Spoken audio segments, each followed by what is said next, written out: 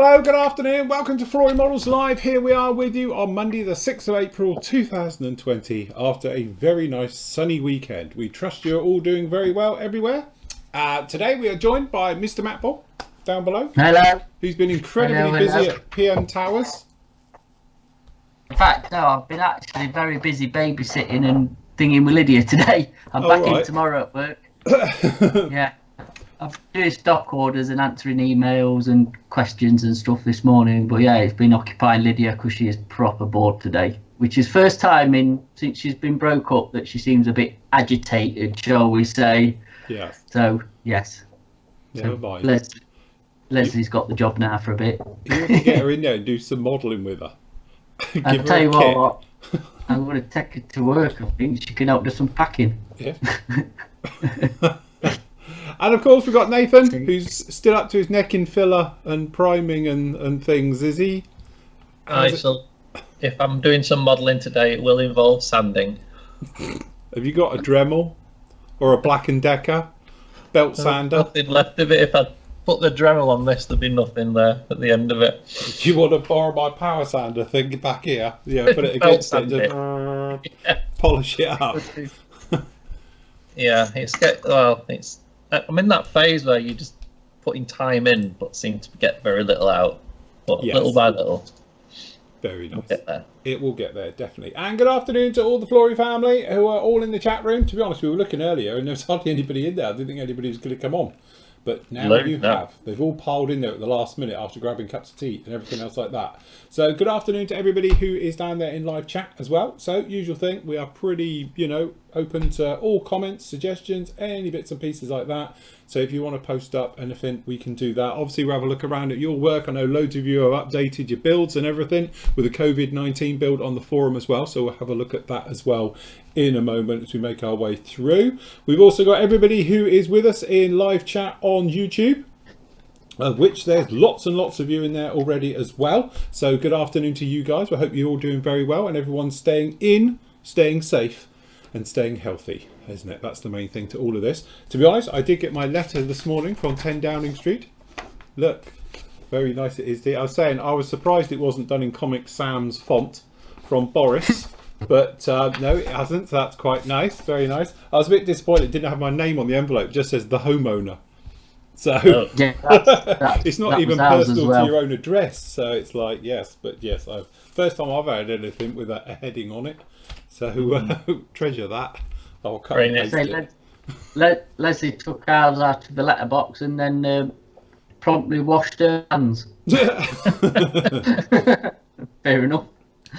We were saying about that to be safe, and this comes from my medical representation. She was saying if you got your deliveries coming into the house, chuck them in the garage for 24 hours. Yeah, they're not coming in, to be honest. They're going straight in the garage or straight in the back of the car. Yes. So, but my car's going to properly need a defumigation by the time this is all finished. Yeah. But yeah. No, they're not coming in. They're like I say, they go straight in the garage. They're piling on top of my Beetle. Nice. That's good. So I did say to her, I don't know how much room's in there because the Beetle's in there.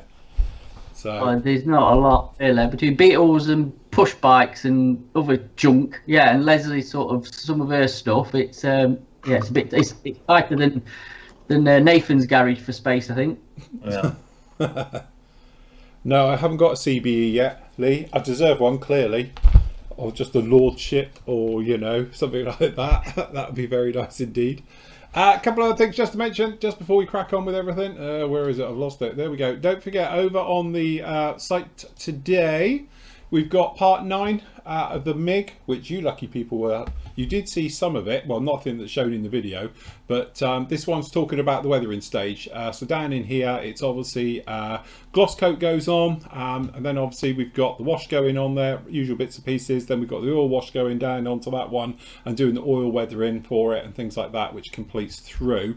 So that is up with you really to watching as well. So that's part 9 is up on the site right now for the MIG. And to be honest, I'm now running out of options on that one. Purely because I need a couple of bits to carry on with it. So it is here, but we're sort of waiting on a pilot figure and bits and pieces as well. So our said supplier is on a complete go slow at the moment, which could throttle them, but there you go. That's going along quite nicely. Other thing as well, if I just do me, then you guys can show yours ones, guys. Hold on, where's my little camera jobby thingy? There we go. So we've got down in here. Actually, I might be able to go, there we go, it's even better. So there we go, we have our deckling is all finished and done. It's had a flat coat as well, so this one is all ready for weathering in squirrel grey. So yes, that one is all done down in there, and to be honest with you, so that's coming along very nicely. And I've done the pitot for it, I've done the refueling probe, we've got the end bits done, and hopefully they're dry because I want to do the wheels today. We've got the gear. Yep, they're just dry, which is handy. So we've got the gear done as well, and we've got the nose wheel door because I forgot to do it, so that's done. And we've got the nose wheel as well. So hopefully by today I can get it onto its gear, we can get the weathering somewhat sorted, and we can move through with this one as well. So that's coming along all very nicely. So that's the plan of action, is to get the Buccaneer pretty much followed through straight away, and then obviously we can get on with this little guy as well and get back to doing him as we make our way through. So what have you guys been doing? Show us your wares. Who wants to go first? Go on, Nath. I'll go first. Oh, go on, go on. Nath. Go on, Nath's there first. There we go. There we go. Oh, look, tornado and the javelin. Look. Part 3 of the video is up. Lovely. On my thing, so I've kind of moved on with that. The major construction's pretty much finished. I just need to finish off getting these wing gloves nice and tight. I think it's a bit blurry, you can't quite see. But tonight, this afternoon rather, I'm back to this thing with my label things ready to do a bit more scribing and sanding and more sanding. Very nice. A bit more sanding. And more sanding. Get some primer on it. It hurts my eyes to look at it. Yeah, I will do very, very soon. But no, coming together. It will be worth it. Honest. It will. Hopefully. Okay, and Matt. That's looking very nice now. I had a busy week actually last week. I had set myself a bit of a challenge, and I managed to do 2 out of the 3. So the yard is finished all together, very clean. I was going to weather it, but I just can't bring myself to do it, to be honest. I quite like it as it is. Yeah. So the yard is done. I've also got the little matchbox build done. I did the little dude and painted him. Very nice. Yeah, that one's all done. I've also got some paint on my Buccaneer. Ooh.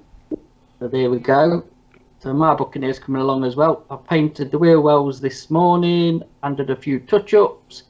So basically it's a quick gloss coat decals, and then see if we can get that finished. So that's this week. And also I've had this weird looking French armoured car which I started ages ago. Yeah. I'm trying to get that finished as well because it's been sat looking at me again for months. I think I started this for the French fancy thing and never completed it. So that shows how long ago. So yeah, I've got an idea what I want to do with this as well. So I've been just doing bits and bobs on that in between other jobs. So yeah. Very nice. All coming along very nicely. Yeah. Good. Right. Okay. So trust everybody is good on here. What I do is, to be honest, I hadn't seen Nathan's part 3 of his tornado go up. I'll link it on tomorrow's title page because mine's in there today, and it'll get buried amongst all the others. So what I'll do is you can find his direct, but for everybody else, I'll stick it on the page for tomorrow on the home page, so it gets its own little space and its bits and problems in there. So that's good. Cool. Very nice. What does that bit cover, Nathan, on that build?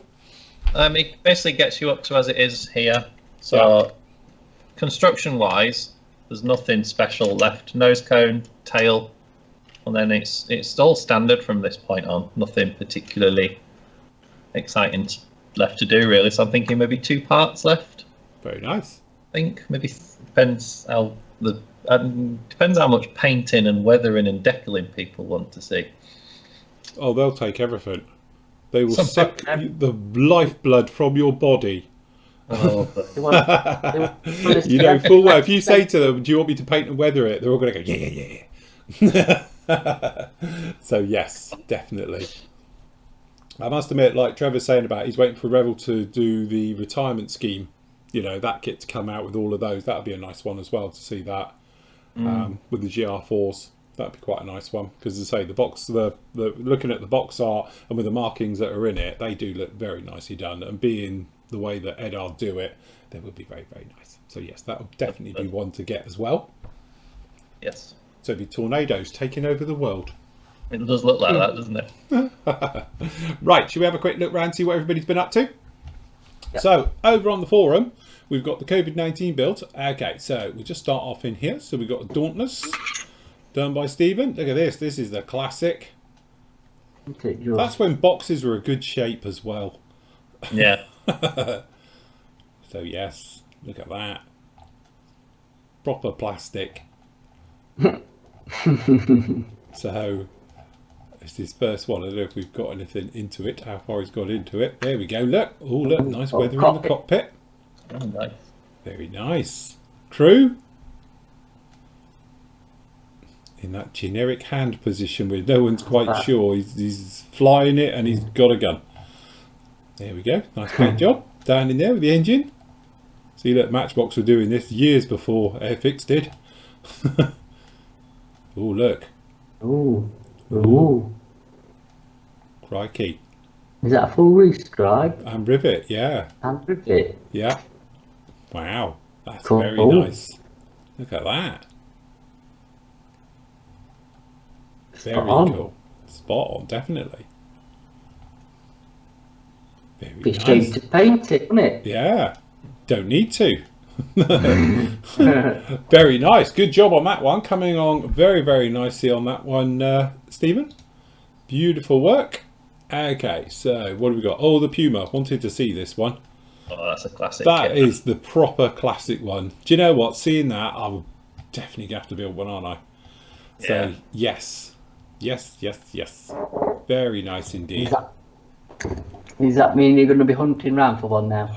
Yeah, that's it. If you happen to spot one. Straight off onto eBay. Yeah, that's it.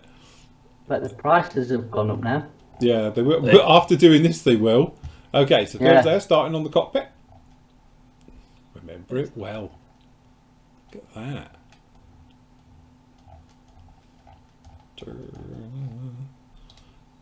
Yes, that's another aircraft that's due for a new kit, isn't it? Yes, definitely.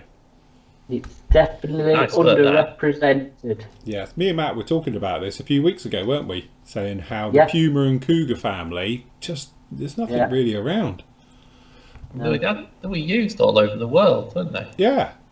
Having said that, Revell just need to re-release that kit. It doesn't look too bad. Mm-hmm.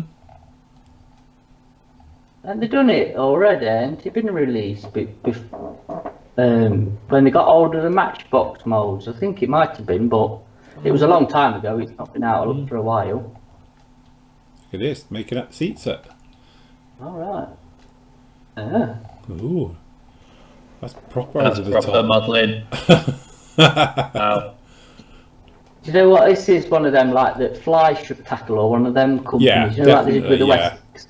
It'll be right up their street because, like I say, quite a few countries used them. There's a few, well, I won't say versions, but you know what I mean. You could get a bit of mileage out of it. Oh yeah, yeah. Plenty of civvy operators as well with that the oil rigs and stuff. Yeah. Very good. Nice seat. Look at that for a nice seat upgrade.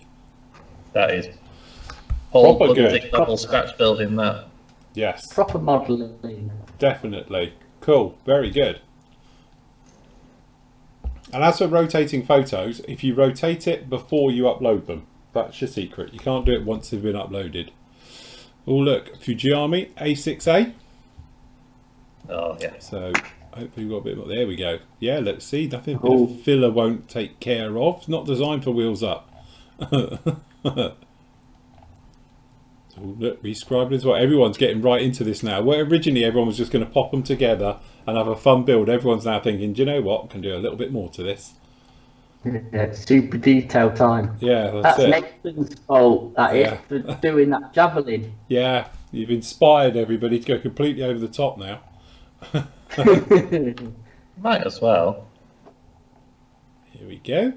Yeah, to be fair, you've got time to do it. Yeah, we're all going to be here for 6 months. Not like you're going anywhere, is it? That's it. There There we go. Crew in. I mean, that is, for the age of the kit, that isn't. That's it. You know what? I mean, I'm impressed. Yes. There you go.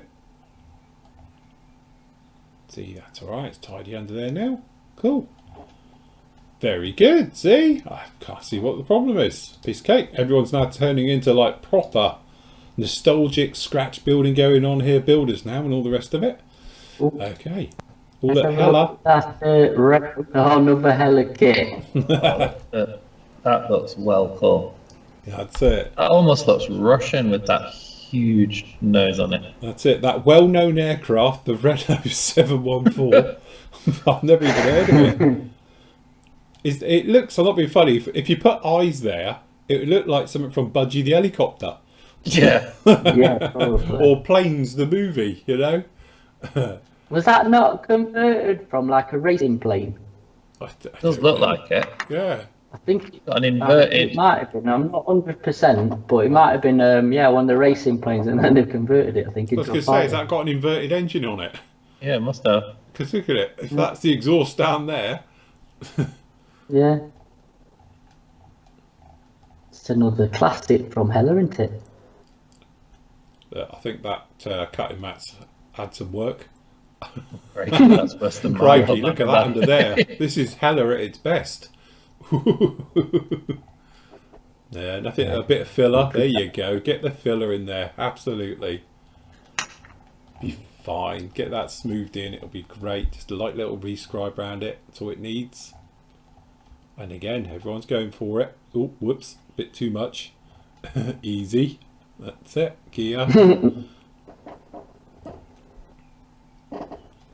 Crikey, look at the way they write Hella, isn't it? No, it's not subtle. Chuck it in there. Copy don't fit because it's got Hella written in it. There you go. That's all right.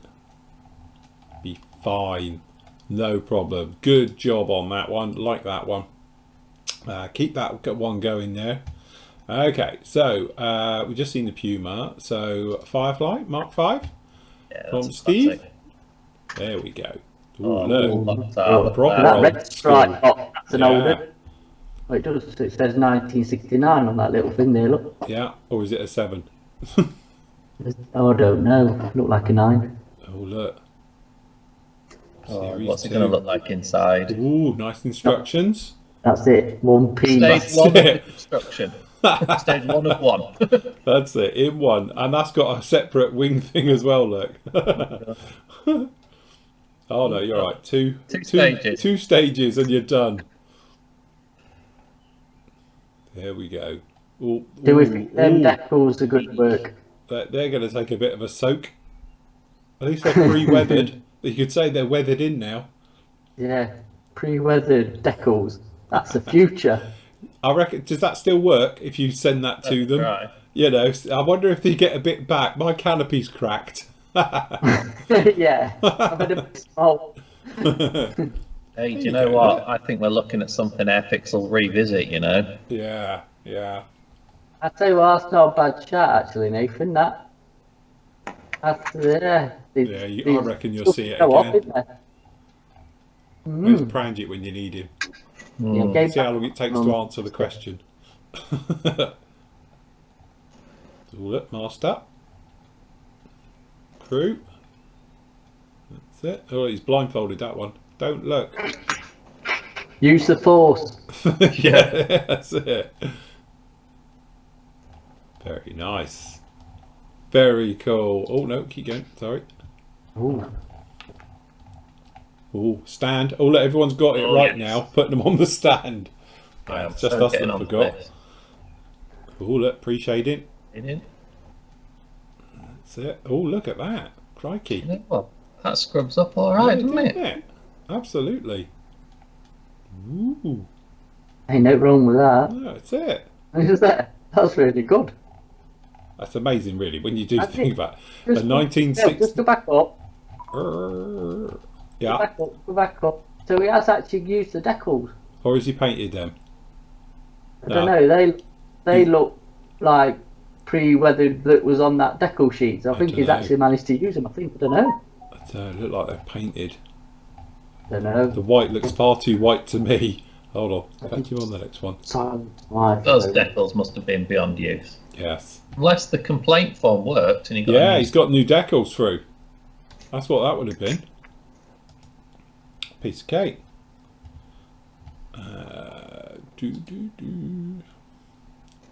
Okay, so we've had the Brenner, we had the Puma, Firefly, Devastator we just did as well, wasn't it? Did we? Oh no, that was the monogram one.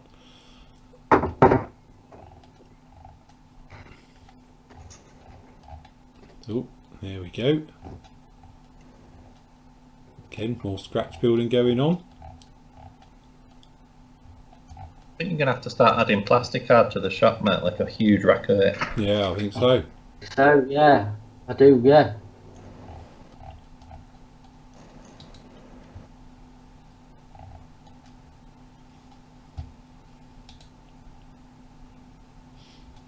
Okay, that's, I think we saw that one last week actually, that's the thing.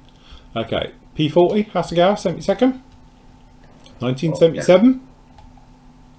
Ooh. Oh, skull decal as well for. There we go. Another classic. And that's one of their own, isn't it? That's not an old frog kit. No. That's is that recessed? Do you know what, I was trying to see that, it looks maybe raised, I don't know. I don't know. It might be raised, I don't know. Okay, going along very nicely.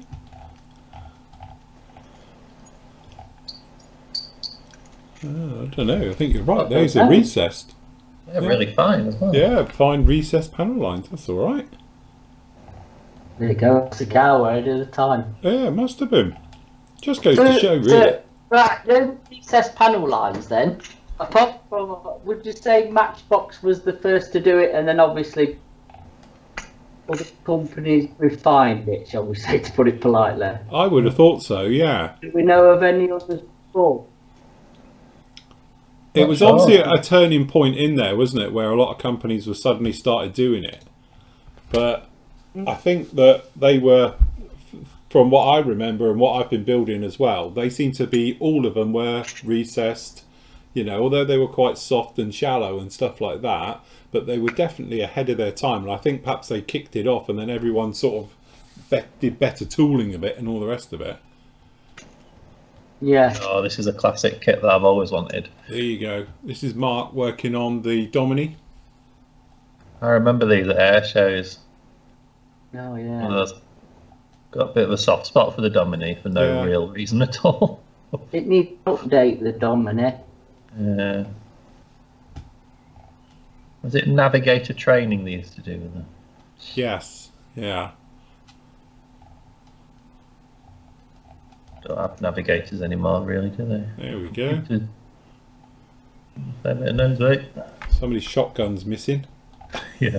Yeah. Is that a sinkhole in the seat? Got built-in toilet. I was going to say, the RAF thinking ahead, built-in commode for the crew. I'd be in the RAF, it just comes straight out the bottom of the aircraft. Yeah. Yeah. It's like with trains, you know. Bit more nose weight. Behind as well. Get that nose weight packed in there. Oh, you'll be fine with that. That's going to look cool. It'll be great.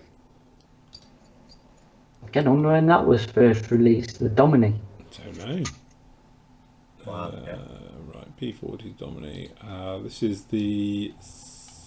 Oh, look. That's right. We were doing the diorama with this one, weren't we? This was from Krista. Brown stuff. Mm-hmm. Making up a proper full thickness of wool. There we go. Oh, figures. that's the impaler. Yeah, that's it. Oh, wow. They are good fun, these little Matchbox with the dioramas. Yeah. They are good. All the stowage equipment. Brilliant. Yeah. That's got everything you need in one box, isn't it, really? Yeah. I'm saying the little figures are actually really nicely moulded, so they do add to it actually when they're painted up. What's that? Tamiya Not just paint. the blob. Grit of stuff. That's what you need, some textured sand. Yeah, that's it.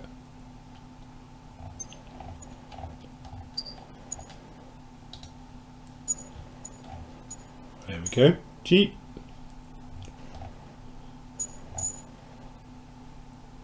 Crikey, we won't want to get shot out in that unless they're water. Yeah. Here you go, look, a bit scratch building with the holders being put on as well, look. Strap them down. That is really cool. There you go. Baden Powell. Yeah. Got his sun hat on. That's it. There you go. Tell you what, that truck's due for an upgrade. I know, because the old Tamiya one, which I think is from like 1974 or something. And I'm surprised nobody else has jumped on that, because that's got to be one of Tamiya's best-selling kits ever. And you thought like another company might, you know, release a newer version of it. That'd be a good shout. Mini Arts and money. Mini Art IBG, I'm thinking. Something like or ICM, even ICM. ICM could be a good shout. Ooh, a Tomcat. Oh look. Top Gun Tomcat as well. Tomcat, yeah, look. So this is an Italy one. To be honest, I don't think this kit was that bad for its time. There we go. It is the Italy one, isn't it? Yeah. Yeah. There you go. Yeah, decent couple. Yeah, that's it. That looks Detail. That's it. Hang on, what's he used there for this? He's used a little Oh, bit it's of a Christmas thing. Christmas jobby and punch them out. Used to do nav lights and things that way, wouldn't it? There we go. Work around the cockpit. Crew. It's Goose and Mav. Bit of filler. Lots of filler. More filler. More filler. Oh look, there's the glove. Bit of evergreen for the replacement of the glove. Didn't they bolt all them up by now anyway? By the time Top come out, I thought they got rid of all of them. Welded them up. There we go. I think that'll be very good when that one's done. Might have, you know, be interested to see how the front end fits on. I think there's a Javelin build somewhere in that group build to have a look at as well, you know. Right, Mohawk. Yeah. Ooh. Oh, that's cool. I like them Mohawkers in it. Just funky looking. I tried to build the Rodin one once and that was a nightmare. Not a good kit. Oh look. Built it 40 years ago. The grey scheme. Yeah. There we go. Bit of weight in the front. Blimey. Crikey, look. Revel nose weight. Revel China. Yeah. Crikey. It's a new one on me. Yeah, I've never known that either. Here we Could have go. your orange jumpsuit. That's it.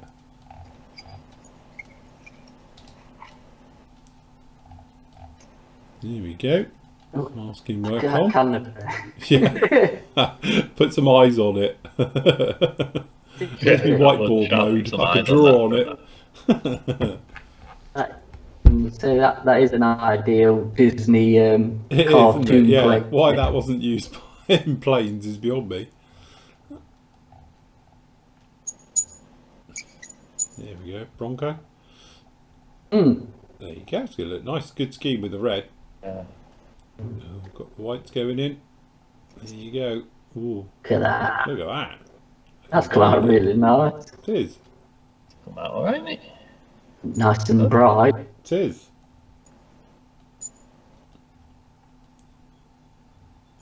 A lot of masking. Definitely. Good job on that one. Come along very, very nicely. Yeah, lovely. Well done. Egg ship. Because obviously we are allowing the egg stuff in as well, guys. Because it's all sort of in one now. So this is from David. Oh, look at that. Look, we're complete with the premium upgrade set. No way. Blimey. Oh my gosh. That's a full-on build. I didn't even know you could get X-Tex and things like that. I know, nor did I. Stuff. That's new to me. It's got to be a Japanese thing, isn't it? That looks brilliant. Cool. It's amazing how seriously you can take a fun little thing like that, isn't it? Yes. With all the extras. Matchbox Hellcat. The original, look at that. That is the original. Good box art, that is. Beautiful box art as well, isn't it? Yeah. Yeah. See, look, Classic. if you were a kid, you'd buy it just because of the box art. You would. You would, because there's something inflamed behind it. Yeah, that's right. Anything that's on fire. Yeah. Yep. Made in England. Dun, dun, dun. A Leslie product, would it be? Is that it? That's Great. 1973. Blimey. Oh, St. Mark. Oh, that's not a sink mark. We're glossing over that. It had a dent. Blimey. Go back up. If you that, it's like a Razorback. Yeah. P47. Yeah, from it that does, isn't it? angle. Yeah. Yeah.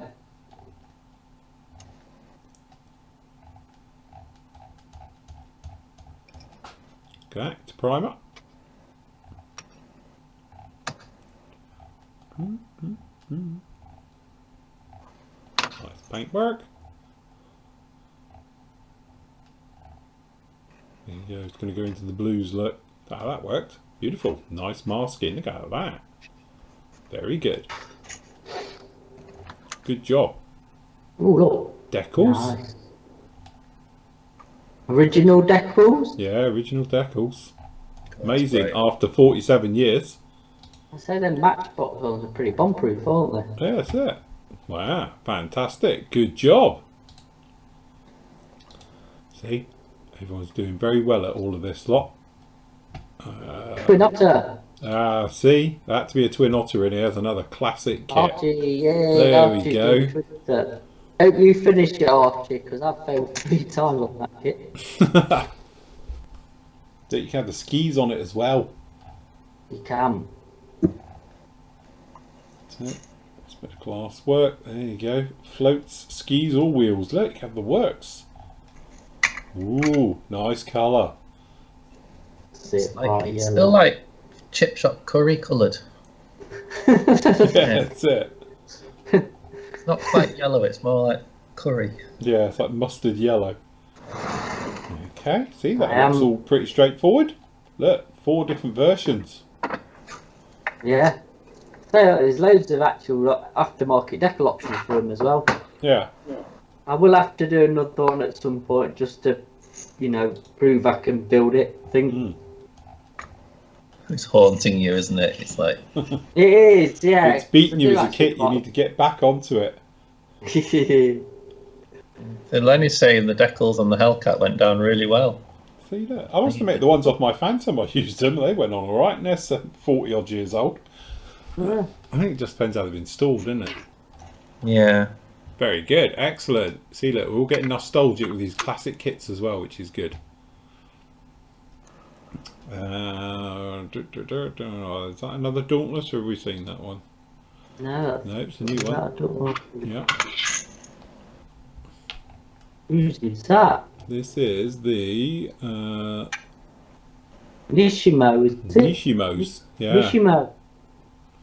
Okay, what spells that? the instructions and the kit in bags.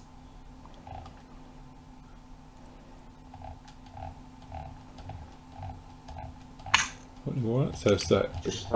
just started that one. Cool.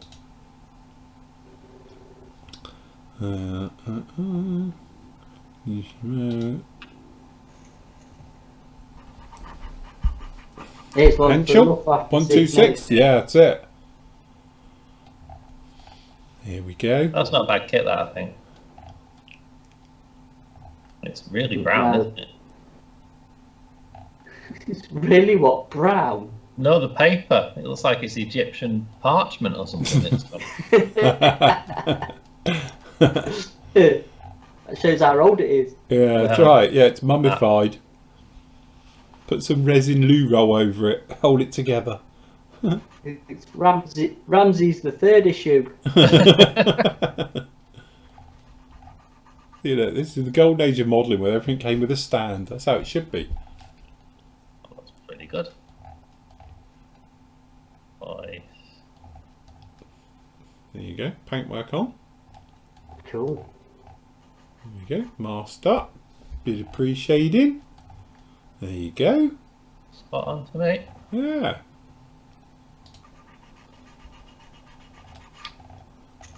Decals on. Perfect. And we've got a decal on the stand as well. Yeah, that's it.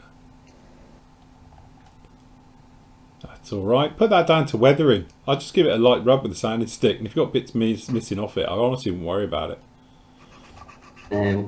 Absolutely fine. Don't get hung up on them. Cool. Very good. Beautiful work. Good, interesting subjects as well. Oh, look. We've got T62. So this is the Tamiya. Pre-80s. Yeah.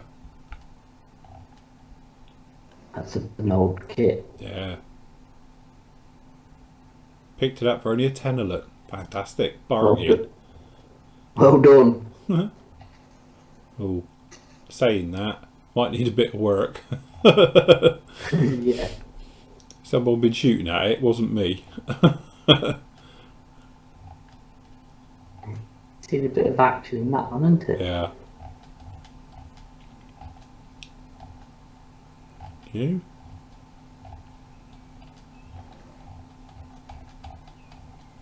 We're going to do it as a wreck. Be cool. Very cool. Okay. Got the Canberra. 72. Oh, look. Original Proper box art from Lee. Look at that. Oh, just started it. Okay, we'll have one more stab at this. What we got? A Fiat.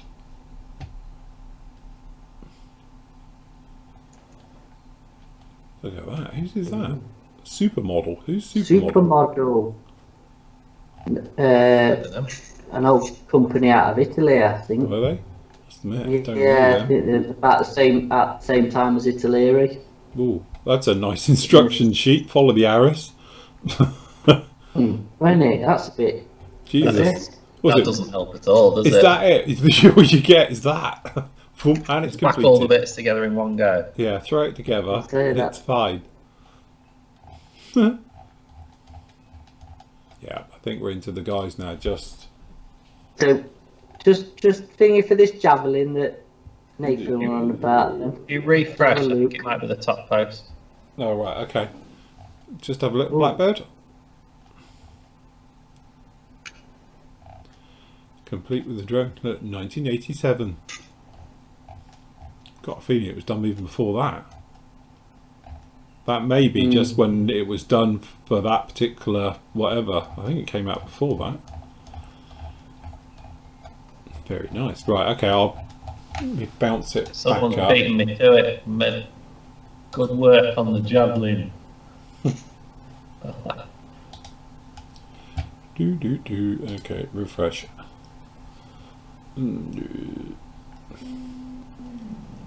Oh, there it is. There it is. Down one. Airfix one. Yeah. Ooh. There's another hot tip for Airfix to read it. It's 72. Yeah. I'd like to see it again in 48. Yeah. True. Another one with the scribing. It's a good candidate for rescribing because it's basically just a big flat. Yeah, triangle. it's nice and flat. Yeah, it's not like you're going around curves all the time. There we go. Painting in. A few tape straps, that'll do. Very nice. It's a refueling over and off, isn't it? It is, isn't it? It's like a lance. If in doubt, they could stab other planes. Yeah. They could go jousting. Like Mid-ear jousting, yeah, isn't it? There you go. That's pretty cool. Look at that. Nathan, no pressure. I know.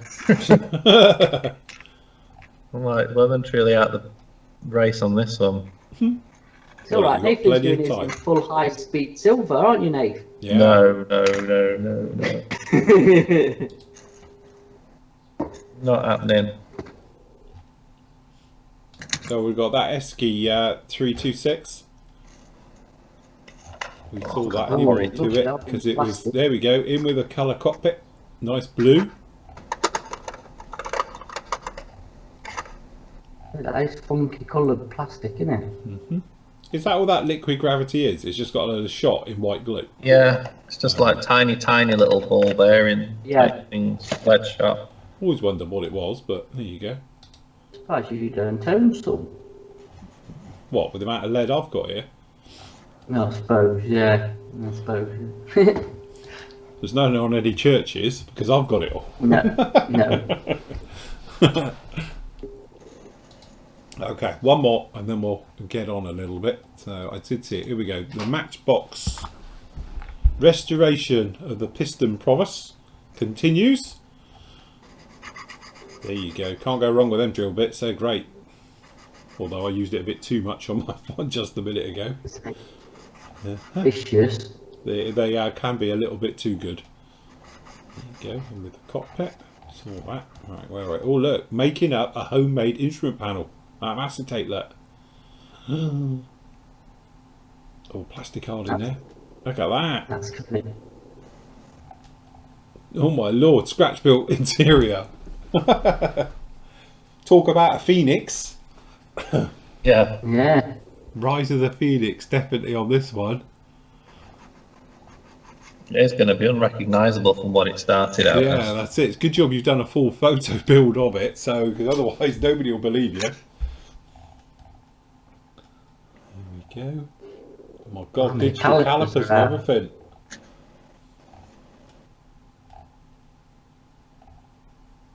That's it. Bit of filling. There you go. Instrument panel done. Dials in.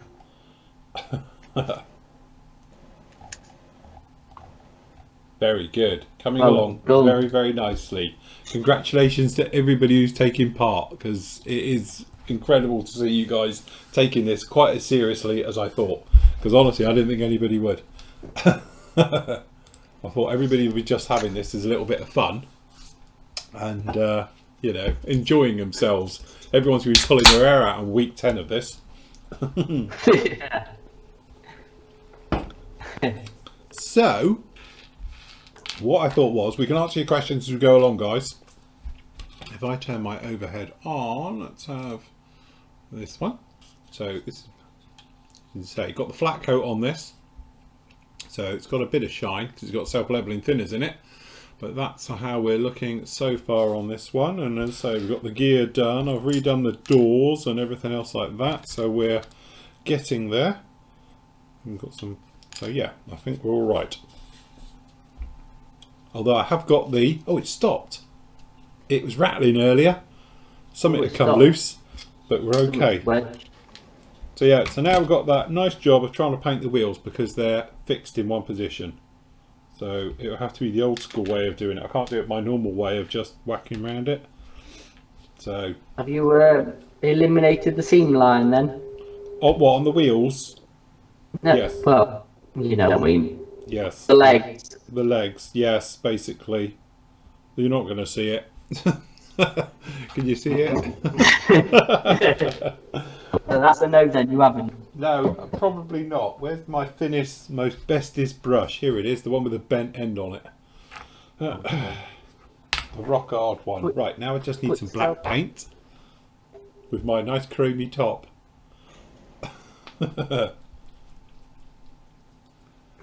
Chrome top.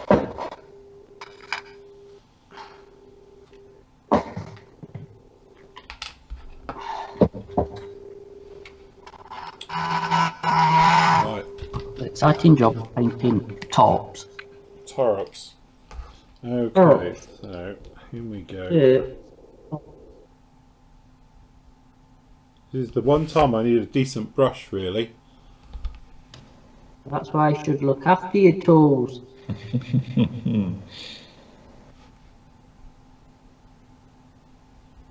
Yeah, I wish I had a brush with a point.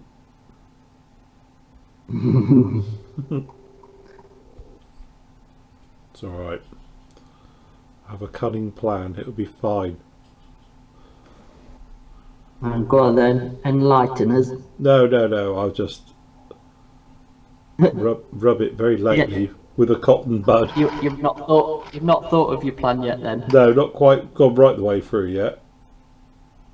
But normally I just, when it comes to these, just come in with a cotton bud and buff it so it just catches on the rim. And seeing as also this is lacquer paint underneath this, I'm hoping it's going to be stronger than the acrylic that I'm using now. So I can wipe it.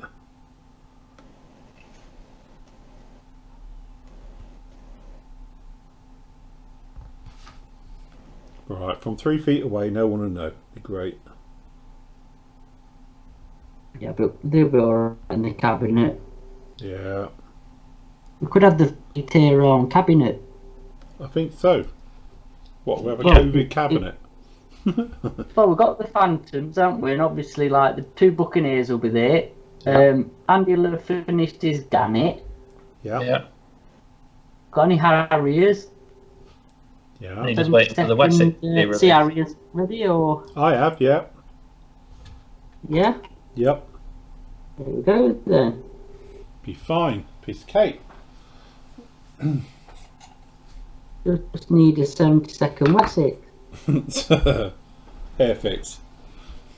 Okay.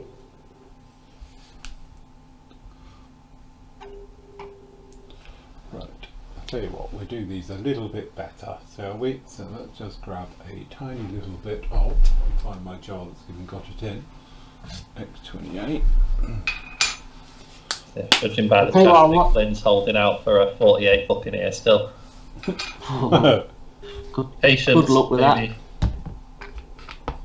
I tell you what, I was looking at last night as I'm on like finishing Shelf Queens at the minute, as well as what I'm building, is it's like to see the light of day. Oh look, the Pembroke. Pembroke. Seeing it really just wants deckling and finishing. It's not that far off, so we'll see how I feel. But yeah, it lives behind me on my bookshelf here, and I'm like, I should really crack on and get it done. So I've got that one. I've got a few as well to build. Even if start that one, have I? No, Pembroke. You've got the German one, ain't you? Yeah. Good for the look opposite though. Yep. So Lynn's wondering whether he should start one of his Desert Babe Tornadoes or one of the old Revell ones. Good thing about the Gulf War is they painted over 95% of the stencils. That's handy. Can give you a reason to build it. Nothing will. Yep.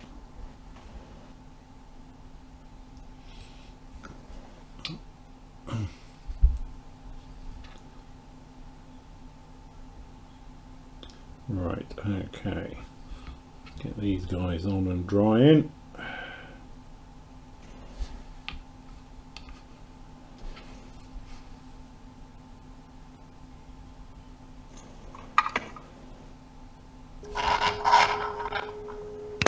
Dave Delaney's asking a question about the Airfix 72 Lightnings. The areas of the build to look out for, like a dodgy fit. I'll give John Buller credit for this. He reckons underneath they've got that belly tank. John suggested fitting the 2 halves to each half of the airframe, rather than putting the 2 fuselage halves together and then putting the sort of belly tank on. Put the belly tank on the 2 respective halves and then join them. It's a bit tricky around the nose, but they do give you a FOD cover if you all get a bit wrong. And Lynn's asking, was the desert camo removable? It was. It was removable. It actually largely fell off itself. I was going to say it's a little bit too removable because most of it sort of come off anyway. Yeah.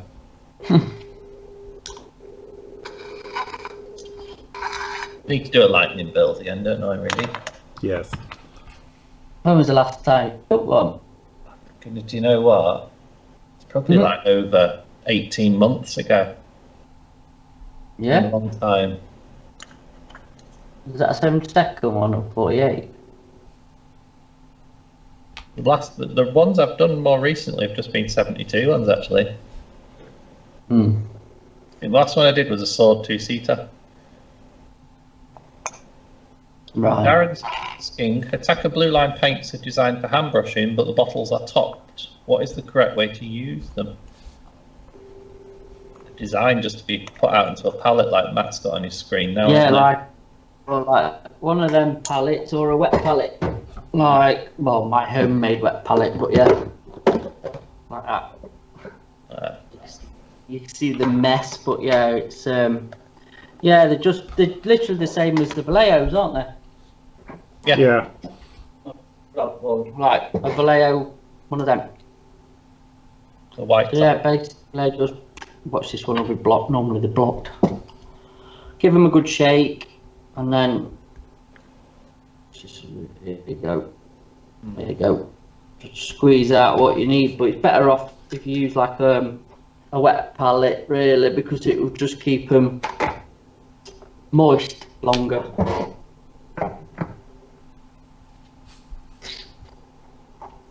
Mildly moist. Aye. Quick question about tornadoes. Who's releasing weapons for the Eddard tornado? Well, Eddard themselves have done some Gulf War One appropriate weapons for it. Go back to the Eddard website, you'll see they've done loads of brass-in, resin weapon sets to go with it. And Leighton's asking about future/clear. How long should you leave it to dry before masking over it?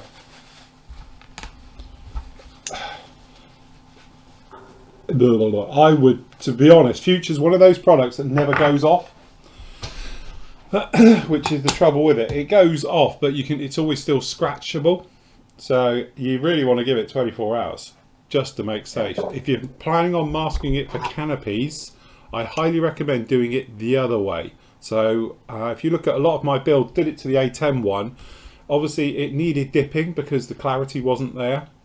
So what I used to do was dip the canopy, then mask it. But Future doesn't like being masked over particularly well, especially if it hasn't gone off. And I've left it sometimes for a week and it still hasn't gone off. So what I tend to do now is I'll dip the canopy just as a clear part, and then what I'll do is I will actually physically paint the actual bars and everything afterwards. So it's almost done. And then that way it's a lot better. But it just seems to be, if you've got tape on over clear for a long time, so if you're in the process and you think it might be a week or two before you unmask it, it doesn't seem to like it. So I always leave it, and do it as a quick job, mask it, unmask it straight away, and you're good to go with it. So you've got that option, or as you say, paint it, as I say, completely, then dip it, And then all you do to put the flat coat back over the clear part is do it by hand. So just give it a flat coat by hand over it to go in. So that's a lot better. Purely because I just don't like going over the top of it. Darren's asking what a wet palette is. Basically what it is a resealable, a sandwich box is pretty good, but a resealable box. Airtight. And then, airtight, yeah. And then under that is, basically this is just a cleaning sponge. There's a name for them, it's like a cellulose cleaning sponge. This one's looking a bit manky, I might change it. But you get them in different, you just get them in the cleaning section. They come in like normally 3 different colours, like pink, yellow, green, don't know, probably other colours. And then just cut them to fit, soak the bottom, and then this is just parchment paper. Just cut that to the side, and it just soaks it up and keeps your paint sort of wet for longer. I mean, you can buy commercial ones, a lot of people do them, but they're cheap enough just to make your own, really. everything's like you can get from the supermarket on a shopping trip. Cool. Trevor, there was a question just up here, Matt. I can't find it now. I'm looking for it, but somebody was asking if we're going to get the Meng Huskies back in stock. I've lost it. Yes, we are, but nobody's got any, which is really odd because there was literally just before the lockdown was that everybody had a Meng restock, but the Huskies weren't among them. We got the Rolls Royces back in the armoured cars and some other bits, but the Huskies were nowhere to be seen. So, yeah. But yes, as soon as they are available, we will get them back in. Because that does look a nice kit. Somebody also was asking, but again, I can't find it. It was in here. One about digital camo. If you can't get a mask set, do it yourself. I've done it a couple of times on things. The way I've done it as well is business cards. So you cut squares into them and use it as a template, and then just go like Tetris shapes all around with it. And I don't know how easy I'm getting mine out. Actually, I might be able to get it out. Hold on. I did a Hornet about 15 years ago in it. And here she is, a very, very old. Let me get it out without smacking up the rest of the cabinet. And here she is, the dusty wonder that is. I think my canopy's a bit at it. But hold on, if I put an overhead on. Here she is. She's a bit dusty now, but I did this one. So, and again, the way I did this one is just with business cards. I'll take that off, we'll fix that on again later. So, it's got generic shapes on 3 business cards just cut on them, and then instead of having to go round and take forever, so I just placed the business card down and sprayed it and then come off, and then some of these are joint ones put together and all the rest of it, and that is literally how I did it. I just went round and put it together just like this. I think you could do with the dust. He's a bit dusty. Could do with the clean up, but again, this thing's about 15 years old now. But yeah, that's how I did this one. But my lord, this is the old Hobby Boss kit when it first came out, if I remember rightly. First one I built. So, but yes, that's what I would do. Business card way, or as you say, you can literally have a template you make in masking tape yourself, put it onto a bit of card, and then just go around and do it that way. Because again, if you're using a template from a business card, as long as you're not saturating the card and you get spraying dry almost, so higher air pressure, a little bit further away, putting it down, you don't want to flood it on. You can actually get away with using that because it will last for ages. The trouble is if you flood it, it gets wet, it absorbs and starts to fall apart. So yes. Hi Flory team, finally able to watch live. No problem, Ran. Lovely to have you here. Have you seen how much Desert Babes are going for on eBay? Currently at 80+ quid. Wow. Quick Matt, start sticking them up. Yeah. Start drip feeding them up. Nathan that wanted. For £80 anyone can have it. Crikey. That's crazy prices. Yeah. 80 quid. Wow. Rascal Hobbies is currently working on the B17G from Lindenberg or Limburg. Are all Limburg kits filled with flash and bad fit issues? Yeah. Yeah. Again, it's of the day, isn't it? I've never built one, have you? Which one was the BG Eraser? Did I do that one? I've got a feeling that was a Limburg kit. Can't remember. It might have been actually, yeah. Yeah. Like that, or Aurora or something. Was it the other one? Yeah, the Aurora. Yeah, I'm sure it was a BG Racer that was a Limburg kit. I know, same thing, it was all flash and horrible. It made Revel look positively smart. Wow. Question, building the Tamiya Lotus 99T, Looking for the closest acrylic colour to TS34 camel yellow, or any way to mix the colour to get a closest colour to that. Oh, gee. Pass. You're best off decanting a Tamiya Yeah, aerosol, aren't you? I think that's probably, yeah. I mean, to be honest, you could look through the Vallejo range because they do an absolute ton of yellows and shades of tan and whatever. So there might be something similar in the white top. Because did he say he wanted it in acrylic? Yeah, I think so. For any way to mix, he didn't actually say. So Maybe zero paints do it. Oh yeah, but zero paint. yeah, zero paints. If you're on the modern option, they'll probably do that. The camel yellow. Has there not been?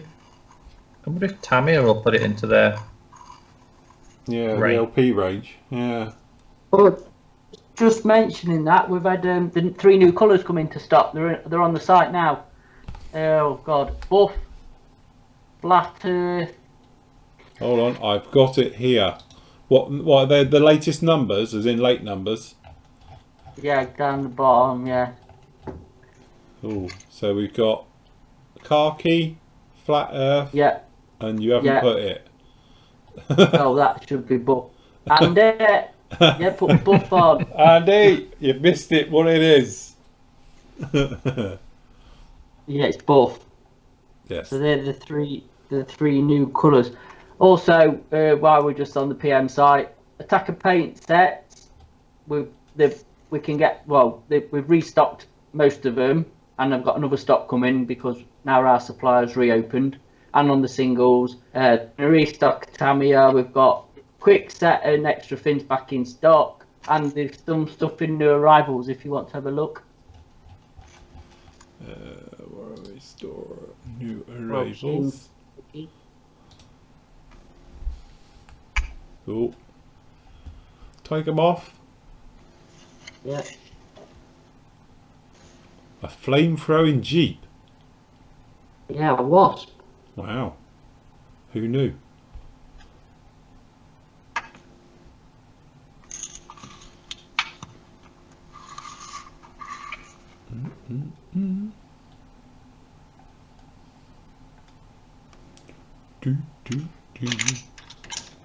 While we're on PM matters, the 3 Pro Combine airbrushes at PM, which is the best suited with a Sparmax 610H.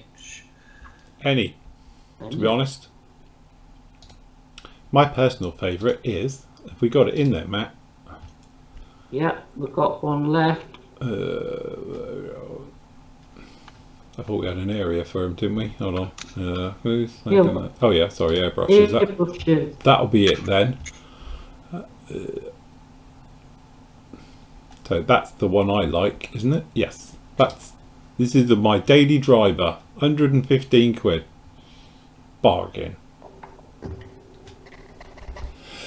Yeah. Excuse me. Bless you. Thank you. If I do it 3 times, does that mean I've got it? That's it. So I still got it saying, if you cough more than 3 times an hour. Crikey. That's not that much, is it? No. Who said that? The official Andy says 111 he's website. Oh. Anyway, I've diagnosed us, Matt, for what that thing is that we've got. I know it's not herpes. It's called hold on, let me speak to my medical expert. To be honest, mine's gone. Thankfully. It was proper getting annoying, that little cough that was appearing every Okay, so often. costochondritis. That's what it is. Because mine's cleared up now. Costochondritis. Do you know what mine has as well? I've just said to Nathan, mine's gone. Yeah, what it is, week, apparently, like it's a slight infection in the tissues around the ribs that join onto the breastbone, and that's what it is. Right. Because mine's almost gone now. So Yeah.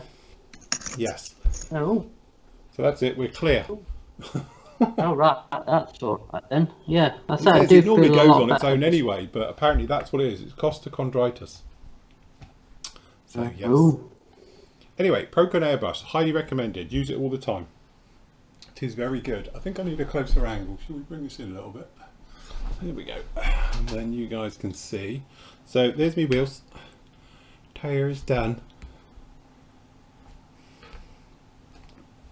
So we're all good. I think we were okay for our wheels. That's all good. So I don't know what to do first. I don't know to give this thing a wash. Yeah, go on, give it a wash. Thing is, I've done it a little bit too flat to know. They'll stuff it. What can possibly go wrong? It won't come off. Well, okay, yeah, there is that to it. Right. So we're going to lighten this thing up afterwards with oils. So I'm thinking what I'm going to do is just going to give it a wash. Bearing in mind, I only gave this, like, don't do this at home, everyone. Wait 24 hours before you attempt to give it a wash coat. Not literally an hour and a half like I'm about to. I think what we're going to do, we're going to give it a lighter wash. So what we will do then, boys and girls, is dark dirt wash. We're going to add a little bit of tap water into the mix. And because we've done this, we're going to add just a drop or two of acrylic airbrush cleaner, just to break the surface tension. And hopefully, because this is all lacquers and everything that's on here, it's not going to be affected too much by that said. And then we're going to mix in wash. It'll be fine. Big old brush, which I seem to have lost. There he is. Wonder how Andy's getting on with his deckling. Gannett's starting to haunt him a bit, isn't it? He's on the decal stage. It's obviously gone well. Virtual Grand Prix. What do we think? I actually enjoyed it, and I'm not a fan of F1. I think it's boring in real life, but I did watch it yesterday, and I was quite into it. I thought it was really quite good. I've not seen it. Are Channel 4 doing the highlights? You watch it online. It's on YouTube. No, I watched it on YouTube in here last night. It's very realistic, I'll give it that. Yes, I must admit, I haven't seen the whole race. I only watched a little bit when I was doing some editing. I was waiting some rendering to do this morning, and I popped it on. And yeah, no, it was a lot better than last race he had, because they just kept falling off the track every 2 seconds on the last race. But this time they were proper all on it, and it was like, yeah, just like the real thing. Very good. I'll tell you what platform they're using for it. Yeah, well, that's PCs, you know. I think we're all on PCs using it. And that's just last season's F1. You know, they do one a bit like Football 99 and all the rest of it. Yes. You know, a generic one that they update every year. Well, they do another one for F1 as well. So, yes. But yeah, it's quite impressive.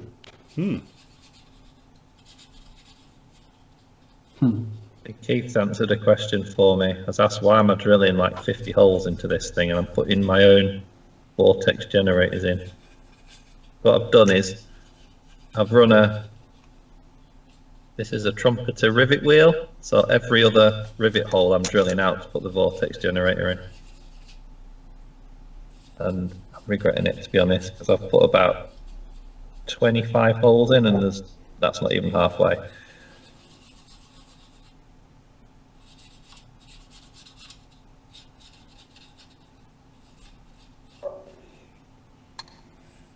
You'll be fine. Yeah, it's not like I've got anywhere to go. Yeah, what else are you going to do? Unless you want to go do it as... Are they still queuing round your way? Round here, it's not too bad. Oh, Battle of Asda. It's not too bad. There is a queue to get in, but it goes down really quick. Yeah. And they've put like arrows on all the aisles so you go around it in one direction. Right. So it's like a Formula 1 track. A little bit, yeah. And race with trolleys. it's settled down and you can get most stuff. The shelves are a bit more stocked. Fresh meat is sold out by the end of the day, but it's all right. It's not like it was with like people belting it down to the toilet roll aisle. I must admit, I have been very good. I've just been using the local shop round the corner for most things. So, because obviously it does the post at the same time. So like today we did, and then I dropped round some essentials to me mum. So, but I was very good. I dropped it at the door, didn't go in or anything like that. Much to her disgrace. I think she wanted to have a coffee in the chinwag. I was like, no, I'm not allowed in. Well, that's it. You're literally not, are you? No. So I was like, no, I can't come in or anything. I'm literally just dropping and going. So. But now it's like going to the post office, isn't it? Well, it literally was. I'd done the drop and go at the post office. Literally just left it and went. Didn't even go in. And then round to me mum's. It was like the same thing. It's great actually. I was back home in half hour. Yeah. Did you see the Queen's speech last night? Yes. I wasn't sure if I needed to stand up for it. She's doing very well, isn't she, for her age? She is amazing. I say about she's bricking it, not to catch it. Well, it made me laugh when they said that there was only her and the cameraman in there, and he was wearing full protective outfit. I wondered if he was in a full bloody biosuit to be allowed in the same room as her. Can you imagine? I was the one who killed her off. Using a telephoto lens just to keep well away. Yeah. I mean, that's how Henry VIII survived the plague, didn't he? Just by locking himself in the palace and not letting anyone near him. There you go. Family trait. Right. There we go. Wash on. Wash on. Wash off. I don't know if anyone's from Sweden on the chat, but are they still not under lockdown? They're taking a completely different approach in Sweden. Yeah, so what are they doing then? They're just... Basically, like, carry on almost as normal. Okay. Carry on regardless. Yeah, that's what I was about to say. I think last I heard, cafes and stuff were still open. Holland isn't on lockdown either, not completely anyway.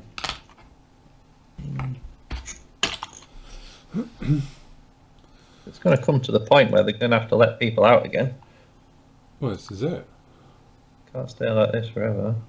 Right, just people might be wondering why I watered this down a bit, so it's and not just chuck it on like I normally do. If you water it down, it becomes more of literally a pin wash, because it will stay more localized, as you can probably see on here. It's beginning to dry back. And it just basically, it will gather in the panel lines and doesn't sit so heavily on the rest of the model. So if you ever wanted to make it literally just for panel lines, then that's what you want to do. Okay, but if you thin it with water, you will need to add something to it. And if I could be bothered, I would have gone to the kitchen and got some washing up liquid and chucked it in it.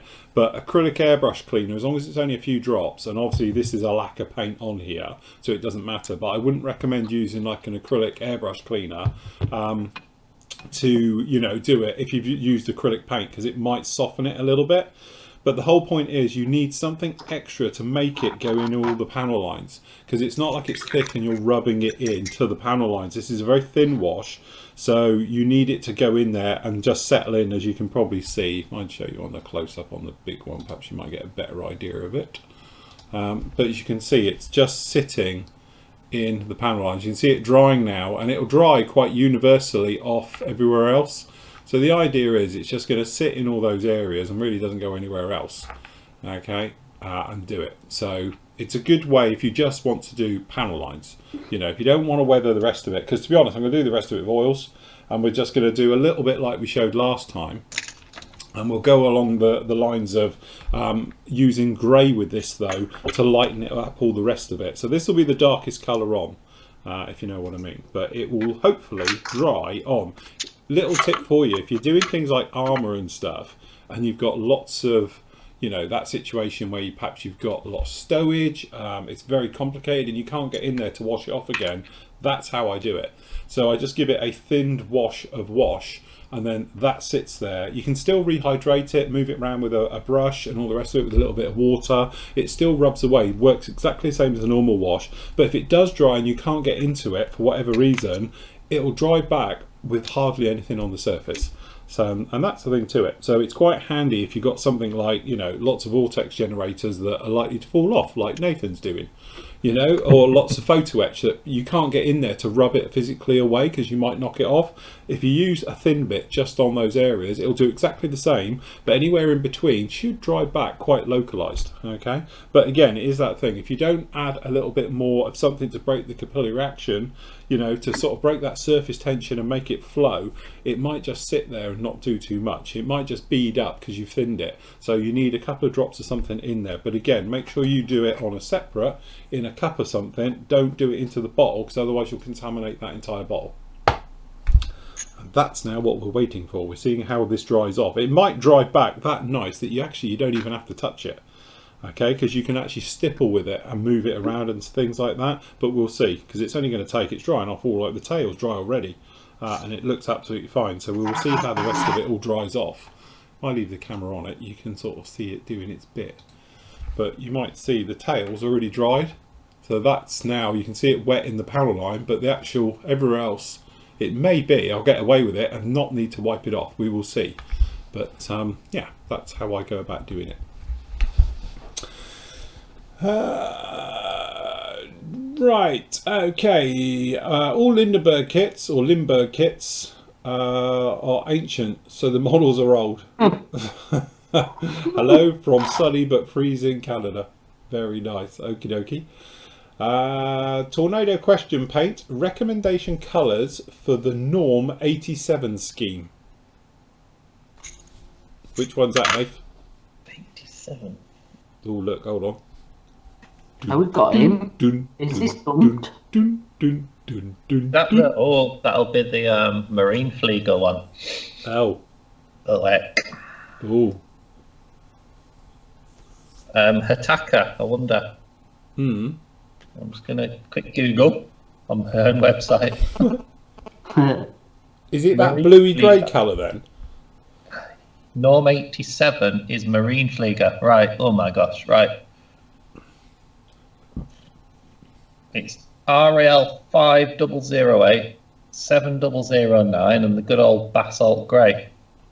Basalt grey. Basalt grey's in everything. 5008 is in this one. Is the other one 7009? Right, you're in luck. If you get that set, Modern Luftwaffe Volume 2, it's in there. They're all in there. All three of them. Have you got an RLM equivalent to those? The RALs. The RALs, aren't there? RALs are grey blue 5008, which is Hataka 171. Your basalt grey is Hataka 192. And the green grey 7009 is Hataka 225. So in this set, it's the first three colours. Yeah. And it's the ones that they've used on the really cool looking seeping. Look how cool that looks. Yeah. So it's that set. It's the first three colours in this set are the ones you need. So I'm going to do my Tornado in the Norm 83, the green, and black colour scheme. Very nice. That's the set to get. Or at least go on the Hataka website, get your first three colour codes from that set, and then you can possibly use code there. And all the AK Real colours have them in their range, but they used to be really hard to get before Hataka came to the rescue. Yeah. I would Very do good. There you go. On mine, hopefully you can see it's drying back very nicely. So I think you might have a bit of areas down in there to take care of, but it's all drying back now just in the power lines without actually touching it, which is the nice thing to this. So it's going quite nice. Going to have a little bit of shading in here again, but hopefully we can rub that out. But you can see hopefully it's all just drying in. We've flip it over to dry on the other side. As you can see, we've got a little bit more hanging because everything's going south down in here. But we will let it dry off at the top for the minute, and then we'll flip it over and we'll dry off the bottom. Again, you can whack it with a hairdryer if you wanted to dry it off quicker, or just air from your airbrush. But the trouble is, because it's quite thin, you might blow it out the panel lines. So be careful if you're doing it. Normally drying, as you can see, even though with the studio lights, we're LED lights now, so there's no heat. In the old days, I used to get proper cooked under these. But these days, there's no heat coming from, so it's just naturally drying. So within half an hour, it should be absolutely fine and ready to rub off, really, and go through the motions of it. How's it going, Mr. Matt? All right. Yeah. Yeah. And get these tops painted up. So it'd be nice to see if we can get this thing finished. And then we plan tonight when we're off here. I'm gonna give this a clear coat. Yeah. Let that dry for a day, and then when I'm back on, I'm going to start decaling this. I've already painted my undercarriage legs and the wheels to a point. Yeah. I need assembly, and my bay doors are all painted inside and out. So yeah, mainly get the decaling done and see if we can get it finished, and then there'll be another one off the list. Another completed model. I know. Okay, Harvey says, hi Phil. I've heard that Hobby Boss makes the best Hornet kits in 1/72nd. With your immense experience of the type, would you agree? Trouble is, I haven't done any 72nd. No, Academy make the best in 72nd. Yeah, we think. To be honest, we're going to get a couple and sent down, wasn't it? We'll have a look at that. Yeah. We'll do a review on the Academy 72nd. I am led to believe by everybody who's built it have said the Academy one's a really nice kit, very smart, and all the bits and pieces to it. So I'm not sure about the Hobby Boss one. Even the Hobby Boss 48th one, which to be honest, for the C Charlie type and the A's and all the rest of it, is this one. Actually, bang for buck, it's not a bad kit. Up against the Kinetic one though, it's like night and day now, because this thing is got slightly more surface detail, shall we say, and the build is exactly the same as the Hasegawa kit. Okay, but it used to be like half the price of the Hasegawa kit, but it's just not quite as sharp and as nice. It was that typical Hobby Boss way of doing it. Okay, but the Kinetic one I would say is king of the hill now, because the detail on it is far superior to the Hobby Boss one and obviously the Hasegawa one.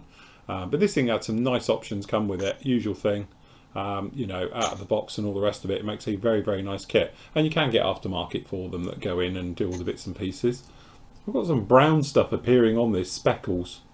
I wonder what that is. Mould, probably. Mould.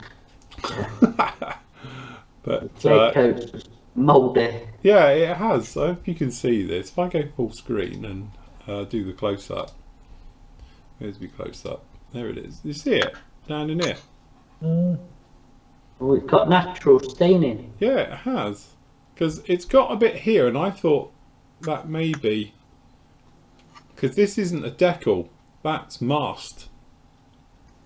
The numbering and all the rest of it, it's all masked. I masked it up. It's all masked. None of this is decals. The marine is, and the slime lines, but the rest of it is all masked and me done it. And I thought, well, you know, with those bits, I don't know, perhaps it's the masking fluid, the masking tape left something behind, but it wouldn't be down here in the back. So I'm not sure what that actually is.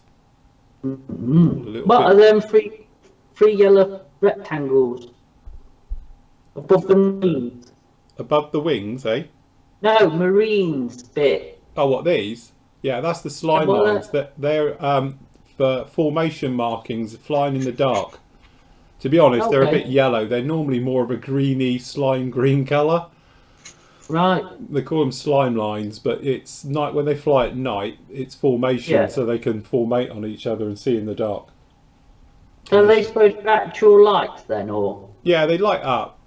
You have them on the wingtips as well, and on the nose. But these, to be honest, these are the kit ones. They're a little bit too yellow. They should be either a paler yellow or a huey green if you were doing them at night. But during the daytime, they look like plastic, plasticky yellow colour when they're not used. So they should be a lot paler, to be honest. But they're out the kit. So we used them on there. But like the VW and all the rest of it, I just masked that all in. No, he's all right. Considering he's proper ancient, literally, I've got a feeling it might be even older than that. This is when Hobby Boss first released his kit. So whenever it got released, it was one of the first ones I did. So where's that been stashed? In your cabinet? Yeah, yeah. Is it? The thing to this one was, the full story is actually, this was a commission for a gentleman that I built lots of them for. Yeah. And he asked me to build 3 of them, which I did. And then what happened is that when I was sending it to him, he said, don't send the last one, because that one's for you. Oh. So yes, that's the thing to it. So True gentleman. yes. Because he was saying about like, have you got any? I was like, no, never have one. When would I have time for one? And that was it. So that is that kit. If I'd known it, I'd have done a better job. No, I wouldn't. No, clearly not. Yeah. No, I'm only joking. No one take that seriously. I took pride in my work. Roger says that airbrush is amazing. Can now control painting. Might order another one. I tell you, bang for buck. Like 115 quid. That thing is amazing. And to be honest, I got Iwater, whatever it is, HPTCH1, whatever it is, and it's just as good. And that one's got a Mac valve on it, where the other one hasn't. But it's basically an Iwater airbrush, and that's all you can say, because internally it is. You know, so all the bits that matter is actually Iwater. It's got some cheaper materials on the outside, but so far, I'll be honest with you, this is my daily driver, and it has been now just coming up for 2 years. I use it every single day on every single project, and it's still on the original needle nozzle set combo. And I've never replaced it, and I've never had to strip clean it or anything else. And this has had everything in it, from lacquers to acrylics to true acrylics to extreme metals. It has everything through it, and so far nothing has broken or given me any reason to want to strip it or clean it or anything else. And I am an animal, as everyone knows. I leave painting mine overnight. I leave them over it over the weekend. I'll do some spraying on a Friday, come in Monday, and it's rock hard. A little bit of lacquer thinners, we blow through, we go again. And it's a lot harder wearing, I think, than any other airbrush I've got, and I've got a lot. So yeah, but it is, I don't, you know, it's one of those, we stock it because I actually really do believe in that one. And yes, we could stock extremely expensive airbrushes and all the rest of it, but I don't see the point, to be honest. I really do like that one. Good airbrush, very good. Good bit of kit. It is. Stefan says, I like the Iwater Custom Micron. It just works with MRP, never stops. Absolutely. As I say, it's what I always say with airbrushes, it's one of those things, and I get asked it all the time about which one should you use and what do you think of this airbrush, and I've got this airbrush, what do you think to it? At the end of the day, airbrushes are very much like cars. You know, you have a brand of car you like, you trust in, you know, you've got that belief when you pull the trigger, it will work. It's exactly the same, you know, with it. So that's why you always get people who are into Harder and Steenbeck, people are into Pache, people are into Iwater. Doesn't matter what airbrush manufacturer it is that, you know, you've had a good experience with it, it will, you know, and does everything you want it to do, then people will say that's the best airbrush in the world. It might be for you, might not be for somebody else, but bang for buck, I think for 115 quid, that goes up against, like over there, I've got airbrushes up to 450 quid, and it will hold its own against them, no problem at all. It'll do everything that those will do as well. So definitely a good bit of kit. Definitely worth the money. Sweden says, we stay at home here but go out also, as long as there is distance. Stores and pubs are open, but we can't go there. So they have to fire people. Typical Swedish thinking. Okay. Oh gosh. All right, does that a bit? So the pubs are open, but you can't go. Yeah, basically. Right. Hey. Well, it's a bit like ours were open. We were told not to go. Everybody went, so then they closed them all. Yeah. Yeah. Okay, There's logic. mind you, I suppose how much alcohol is in Sweden? can't really afford to go and have a drink in a pub, can you? Because it's not exactly cheap, is it? Yeah, it's not cheap over there. Can't pronounce your username clearly because I don't even know what that is. Good morning from New York. Can we talk about removing details from mould interiors? I use a Dremel. Yes, I do know because you sent me some pictures of it. So yes, definitely. To be honest with you, I do use similar to what you were talking about, but you just have to be very careful. What we were talking about is, and I've got one in mine here, if I just spin round. So, where are we? Where's close cam? That's close cam today. No, it's not. That's close cam today. So what we're talking about is these. So we got these bits in these, which they are very, very good, very, very sharp. And to be honest with you, I can show you some bigger ones because for my other project, I carry slightly larger versions of that. All right, let's have a handful. So you can see what we're talking about, huh? So we're talking about these things. So you can put them in your Dremel and they are great for carving. And to be honest, this is what these are. These are actually carving bits. Okay, you can get them in various sizes. They're great for resin. And again, you've got flat ones for milling, so you can put them actually in your pillar drill and use them for milling and stuff like that. And again, you've got different shapes. So we've got balls, we've got long ones, we've got pointy ones, we've got these ones. Again, these are more for milling in the pillar drill and the various things. Okay, so they're great, but the trouble with them is, like all things that are electrical and powered, you can very easily go far too deep. Okay, so what happens is that you're using it and then it goes horrendously wrong. Point in question to this, when I was doing the B52 and trying to do stressed skin, the trouble with these bits are, and to be honest, again, Steve sent me one, which is ridiculous because Steve sent me a bit and I thought originally it was a specific bit for doing it because it does say a stress. It's not, it's one of these. And these things you can pick up on eBay and like, you know, various other online places for peanuts, literally pence. An entire set like this I paid a £5 for, you know, and that's all they are. Okay, but this thing was a specialist version and it's not because I've got the same ones here. Okay, but if you go too much, you can remove too much material far too quickly. So that's the trouble. I use them like you use them for tearing out interiors and stuff like that, but I don't go right up flush. I always leave a little bit of wiggle room. It's the same way as when you're removing stuff from the sprue, of leaving a tiny little tab, so that way you don't cause any damage to the surface you're actually going to. It's the same practice. So I will use these like you used it to carve into removing interior details because it's just quicker than messing around with a sanding stick. Once I've done a sanding stick though, got in there, I will then flip over to good old-fashioned skinny sticks. So I'll use literally skinny sticks, and to be honest, I use the coarsest one I've got, which is pretty coarse. It's about 100 grit and about 120 on the other side, and do that. And then I'll go in with a fine one, and then the fine ones are usually around about 220 grit, something else like that, to clean up and go around with them. So the last bit I will do by hand, and that's literally how I do it. There's no real rocket science. You can, I know a lot of people use chisels. You can get, and I don't even know where mine are these days. I do have a set of chisels around here somewhere as well, which are made by Trumpeter. What's Trumpeter's tool company side, Matt? Master Tool. Master Tool. Oh, here they are. These things are absolutely bloody lethal, and they will, you know, take flesh from your bones, literally.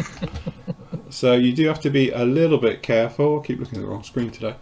Which are these? You can use these as well, and you get different diameter ones and all the rest of it, and they're carbide steel things, but they are lethal because if you slip, they will take a lot of plastic with it and all the rest of it. So you do have to be very, very careful when using these and stabbing yourself and all the rest of it. But they come like ovals, big flats, diamond points and all the rest of it. And then what you can do is literally for removing details on the inside, if it's a nice flat object, you can just literally shave them off and take them off, which is quite a nice way of doing it. But normally, I must admit, I do tend to use these milling bits. The milling bits are the ones which have got like a shape on the bottom. They're not just flat, okay? And then you can literally just go in and go across and just remove all the material. Then I'll come in with usually a skinny stick, normally a coarse one, sand it away, you know, because these things bend as well. So you can actually get a bend on them like that. So you just come in and go and just take it out you're done. But the thing is, normally if you're, like you were saying, you had like a replacement resin cockpit to go in there, as long as it's all out the way, you don't have to worry about it because it's all going to be covered up. It's not like you want to keep it nice. So it'd be a little bit different if you're removing surface detail and then wanted to show it. You were going to put formers onto it or something else like that to actually show it, because it doesn't have to be that nice as long as you've got all that material away. And to be honest with you, I used to use stuff like this years ago with a lot of Aries cockpits. I remember when you're trying to shoehorn the Aries cockpit into the Hasegawa F14, you used to have to take a little bit of material out of the walls as well, purely so there's enough room, otherwise it wouldn't fit. Okay, so you know, you always had that thing with it. But again, just be careful with them, because many times I've used them, especially on soft objects like resin, and this will just go through it way too quick. So you're better off going in there with something like by hand with a sander, or if you are using, you know, various files and things like that, and just take out the material. That way you don't go too far, because trying to put it back after you've done it is always a little bit difficult. It's always the problem when you've gone too far. Trying to get back from that can be a bit of a nightmare. Right, if we just flip this over so this can dry off, because I want to get it off before the end of the show. So yes. Okay.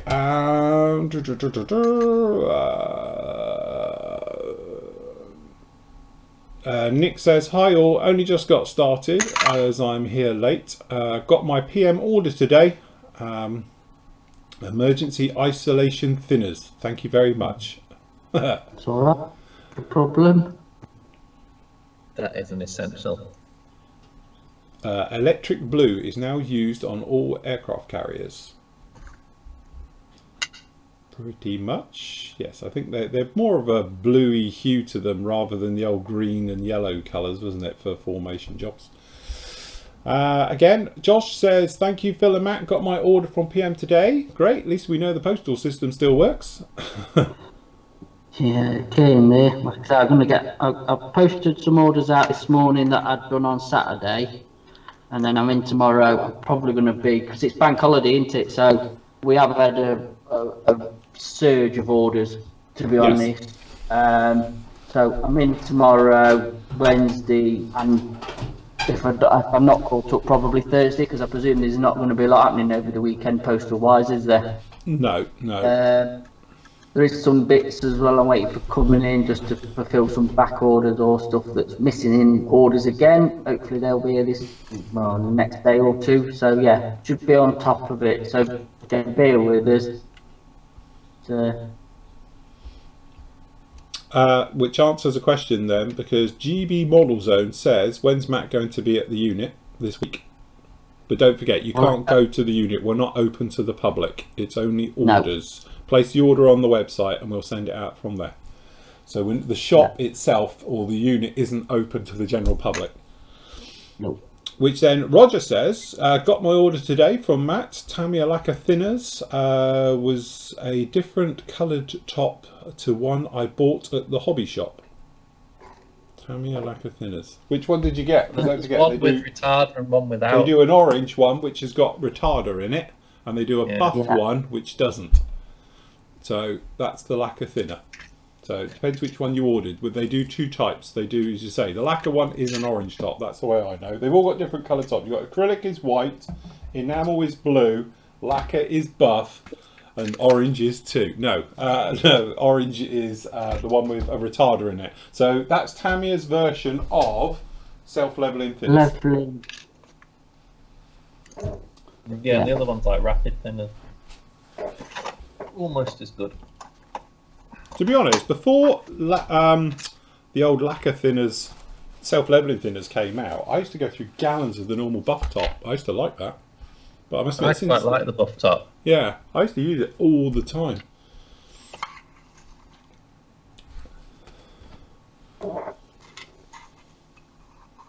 Who's pinging us? Oh no, it's alright. Okay, it's Brett. Sorry. Brett says, great interview, thank you very much. I'll change my YouTube username. Roger says, bugger. Didn't realise there was a different one. Oh, yes.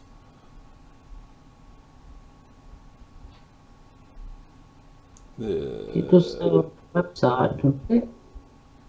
Phil's found a new kicker that's supposed to be good. I haven't found a definitive one yet. I have found a good kicker. It's very good, but it comes out way too quick. We're talking about this one, which is the mitre one. Usual thing, because this is an industrial product, it's a lot cheaper. Because I think this comes with like a, here it is, this comes as a 2-pack with a massive amount of super glue, which I've never used because super glue is super glue to me. But yes, but it bonds in 10 seconds, mitre. But it does, the kicker is really, really good. It's instant, it bonds everything to everything and all the rest of it, but shit does it come out. It's like proper. It's not like when you're using the old Zapper Gap stuff, kicker, which I don't like. But it's still not as good as my old favourite, Vital Bond. Oh, rest in peace. I've got the zip kicker one. Yeah, I've yeah, got be careful with that. It melts stuff. It's yeah, that's really aggressive. lethal. It ate my decals and it killed my paint. Yeah, I'd only use it at this point when it's all still plastic.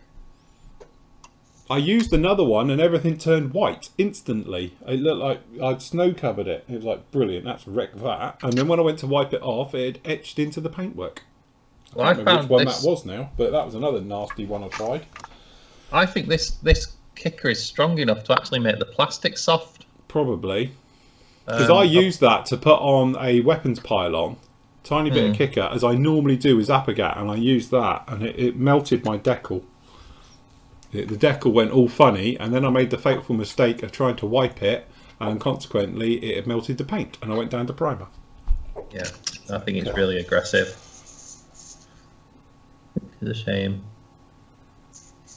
David says he's heard that super glue kicker makes the bond more brittle. Is this true? I don't think so. It depends on the thickness of the glue you're putting it in. Kicker is the work of the devil. Okay. The thing is, what you want to do with kicker, as I always say, people tend to use it a little bit wrong. I tend to use kicker on one part and then you have super glue on the other. So the great thing is, and I have demoed it and showed it many times, so I won't do it again, but you literally, if you've got your kicker, you're best to decant it or brush it onto one side of the item. It doesn't matter if it dries, because it's a chemical that's on there. When you put it onto the super glue, it re-kicks it, and that's what sets it. So if you're doing a pylon, for instance, what I sometimes do nowadays is that I'll put the kicker on the pylon, a tiny drop of super glue on the model, and then you touch it. And as soon as it goes, it's instant, and it's like bang, and that's it. So yes.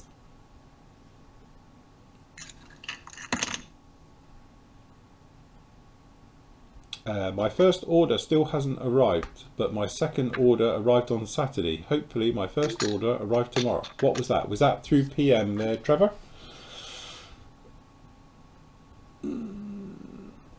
Matt, do you know if Hitaka have any plans to bring out some Japanese aircraft paint sets?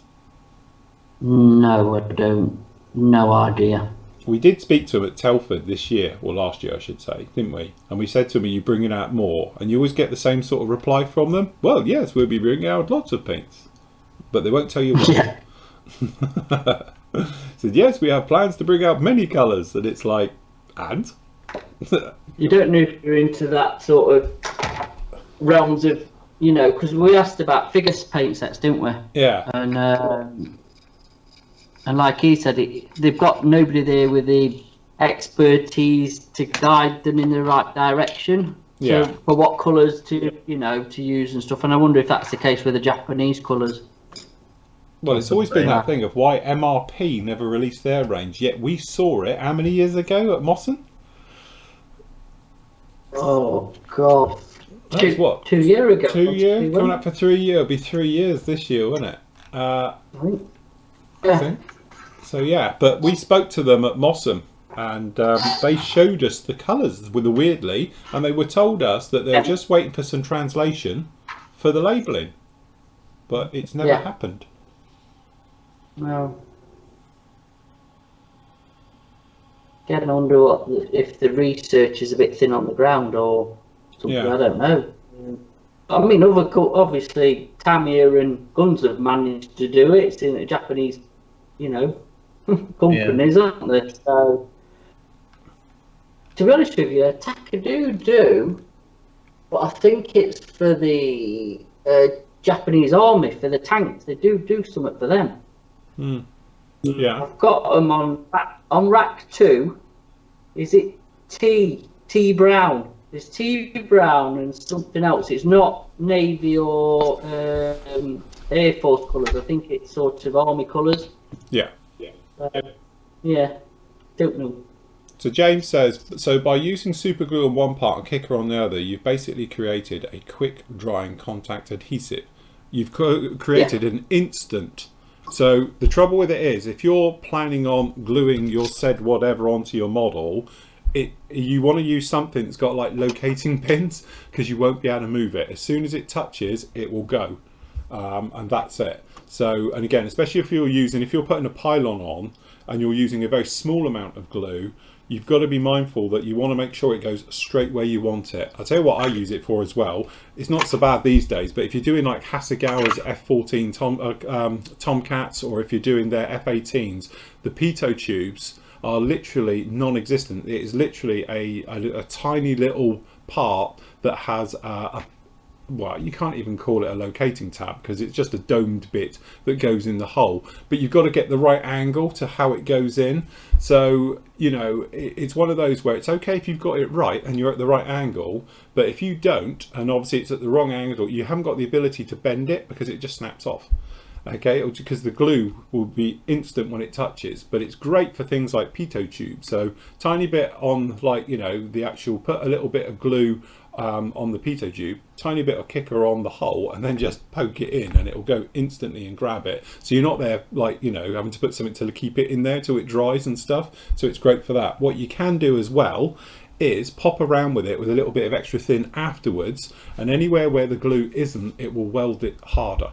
Okay, and it will hold it in point, and that's normally what I do. So if you're doing gear and stuff like that, and again you've got something that's a bit gangly and you need it to glue and be instant fix, to then beef it up a little bit more, it might be worth going around it with a little bit of like resin glue or something like the white top Tamiya, just to make sure it's got something stronger than super glue. Because the trouble with super glue is it's great and it's very strong, but any type of quick knock, it'll ping it clean off, and it doesn't like that shock thing. So I tend to always put either a little bit of white glue around it if it's photo etch, for instance, or if you're using it for like on a delicate bit, I might go along it with a little bit of white top. Wherever my white top has gone, where is my white top glue gone? Be around here somewhere. It has moved, but yes, my resin type white top. There you go, that one. There you go, that's the one. Okay, because again, it then gives it a bit more stronger. There you go. I quite like this stuff. Just change the brush. Brushes. Yeah, that's what I've done. I pulled out my brush because the brush is too big, and just put an extra thin brush in it, and it's fine then. Yeah. It's a lot more controllable, isn't it? Yes. Yes.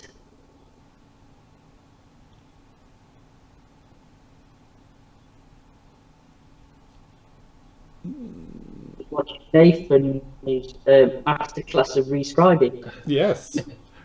This is a very naughty use for an airbrush needle, isn't it? Yeah, is that your best airbrush needle, is it? Yeah. Brand new one. This is just, I hate rescribing. I can't describe how much I don't like it. Tell you what, the airbrush needles are very useful when they've come to the end of the life of what they're actually made for. They're really good for rescribing. Nice, and it's just nice to hold as well. That's the problem with scribers, is getting one that's comfortable in the hand, isn't it? Yeah. Yeah.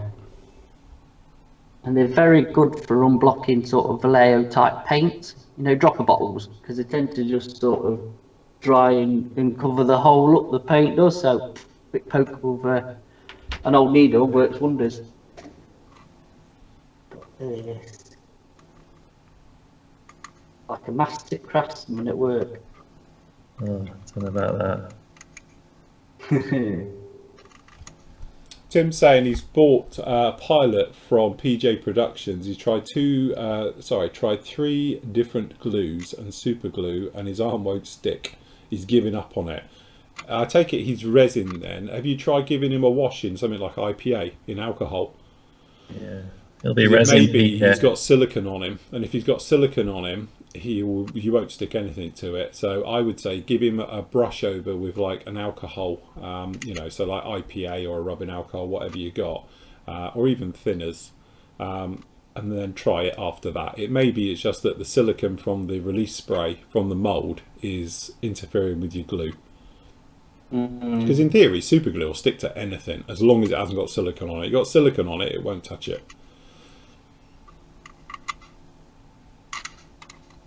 Brett says, all sorted. I'll be ordering your sanding stick shortly. Thanks. Best regard, Bert. No problem, Bert. Thank you. Get ordering away.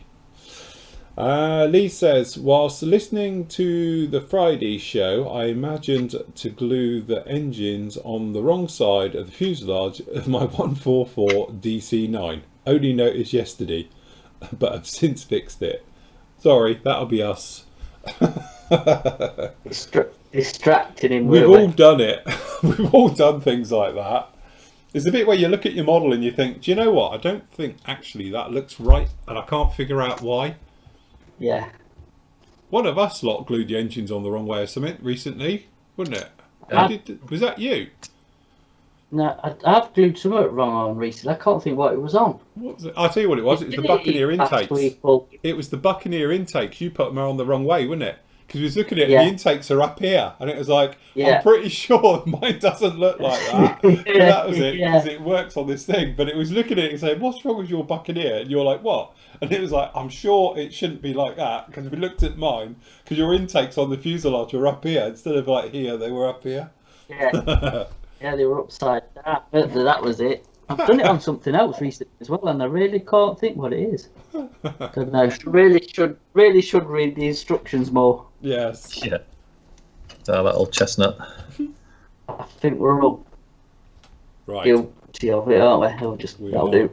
Okay, shall I just show the boys and girls mine because it's dried and I can show them just taking it off then. Look, there we go. So this is the wash off, and as you can see, you can't really see the wash. You know, normally when I do it, in fact, hold on, I can show you. Let me just try and be clever here.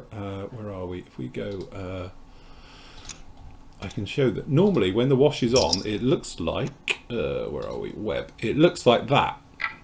Okay, so that's the wash on. And that's the wash coming off, and you can see it up here where it dries very thick and dark. Hold on, go back a bit. So it normally looks like this, but the thing is, if you thin it, you can get it to look like this. And if you wanted to be incredibly frugal, you could do it literally. So it's in all the panel lines, but it's not anywhere else. Okay, another use for the wash you never knew it could do. And under here where it was sitting, obviously it's pulled underneath. It's on, but you can see even on the underside it's not too bad. It's just all amongst it. Okay, so the great thing with this one then, hopefully you can just grab a cloth. It says looking for a cleanish cloth. Okay, and then you can wet it, and again hopefully it will just rub off.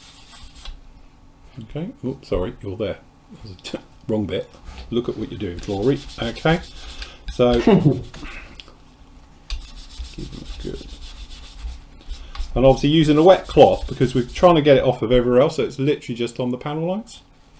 And that's the idea to this. Okay, so it's the same thing. So I'll show you over here. Okay, so it's on here. Wet the cloth, you rehydrate the clay. And again, because of these vortex generators would be an absolute nightmare. And because it's on very lightly, it doesn't matter, we've left a bit behind. And you can just wipe it all away. So what was that? Dark dirt? This is just the dark dirt, but again, I've just thinned it. So if you thin it right down, you can literally just use it as a pin wash instead.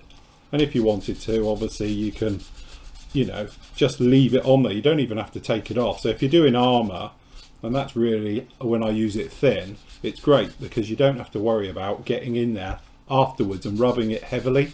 So if you've got a bit that's stuck and it won't come off for whatever reason, you can just get it off with a brush if you wanted to and just lightly rub it. But again, it's good enough for all the panel lines and bits and pieces as well as normal. But it just goes to show you don't have to properly go in there doing it all, you know, with gallons of it all over it.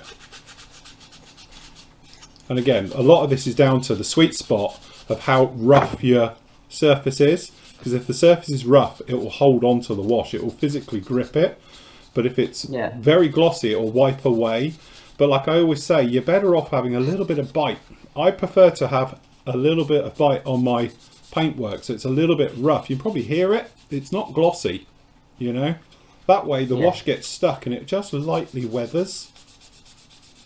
So you can have a nice, it's caught in the texture. I don't know if you can see it that well, but to my eye, it's actually got a slightly brown hue in amongst all this, which is great, because when we come along next time, which will be tomorrow, I'm going to come in with the oils and we're going to bleach back some panels with oils and do various things.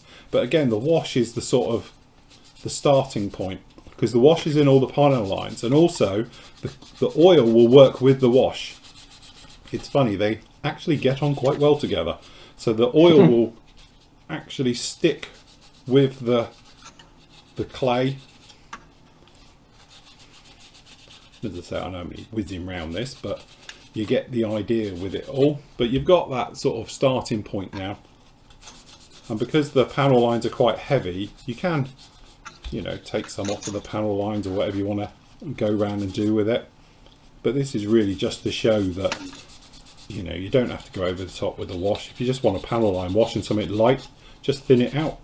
But really, if you're not used to using the wash, don't stick thinners in it, or certainly anything that is reactive to what you're doing. So like down in here, obviously we've used an acrylic based thinner or airbrush cleaner, because this is all lacquer paint, so there's no way it was ever going to get into the paint. But if this had been acrylic paint on here, it might soften the actual paintwork and then it gets stuck. So again, just be a little bit mindful what you're using as a thinner. Play safe, just use washing up liquid and you'll be absolutely fine.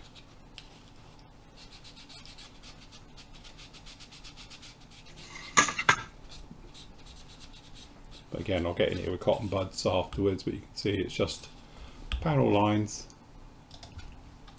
It's a nice... Very smart, that. It is, looking very smart. In squirrel grey. As I say, what happened to squirrel grey? It is, it's squirrel grey, it's the future. It's not the barley grey one for everyone's going, it's the wrong colour. Because it's squirrel grey, this one. Because this has got the roundy bottom fuel tank. This is the Mark 1, not the Mark 2. It's in barley grey. Just saying. Just covering my back on this one when everyone says it's the wrong colour. Plus the fact, that's why I'm going to give it a bit more. What did you do your nice rings on? I noticed you've done yours as well. How did you do yours? Your intake rings. Pass, because it was months and months ago I did them. Oh, did you? I thought you did it when you painted it. No, I'd done them, God, when we were first doing them, and then I masked them up. Yeah. God, I've got a feeling it's polished aluminium from AK, I think. All right. I got chrome here, so it must have been, but they've come out, actually, they've come out okay. It's Well, quite yeah, shiny. it looked really nice. That's what I was saying. I spotted it when you were showing it. I hadn't seen it before. Yeah, I'm sure. Like I said, I really can't remember. I think it was polished aluminium, but I don't know, if I'm honest.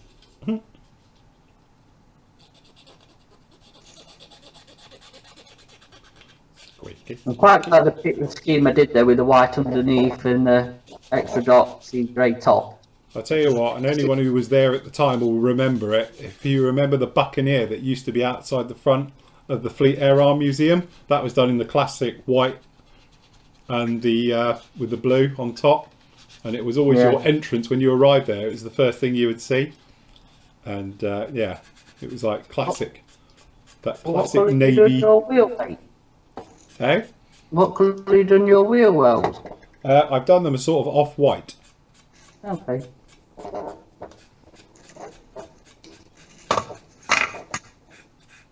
So basically I had white and added a touch of grey just into the mix. Yeah, because they're light grey, aren't they? Yeah. I've done mine XF 19, I think. But then they stand out against obviously the white of my underneath look. So yeah, I've sort of done them an off grey with blue tack. that's a bit of I've still got blue tack in mine. I need to pick that out.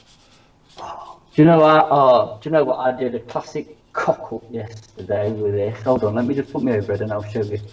So I masked it all up normal, yeah, for the demarcation line. Yeah. Right? Normal Tamiya tape, no problem, all the way along. It gets to this bit here. Yeah. Okay, very complicated bit. Guess what I used to mask that up in a brain donor moment I had?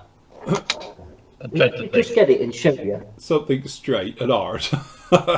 That. Oh god. Oh right, okay, yeah. What I was thinking, I have no idea, because obviously a bit of tape would have, sufficed just to cover that little bit up. Not that I was even going to go that low. And in my infinite wisdom, I thought, oh, I'll just blob a bit of that on and then just, no. Couldn't get it off, could I?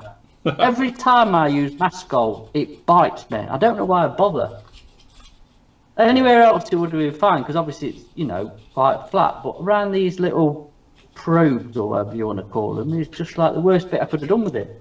Just, yeah.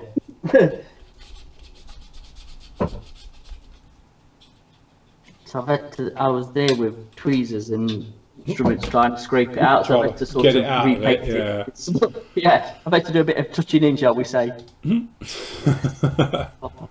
Yeah.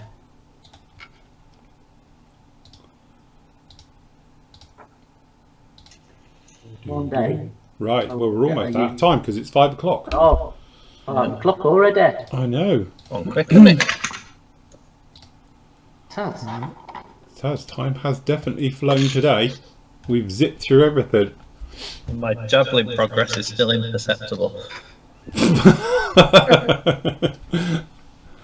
Oh, flaming it. Okay, just a couple of quick questions. Yeah, just do a couple of quick questions, and if you guys can just check the Flory chat, and we'll just whip through these, and then we'll pull the plug.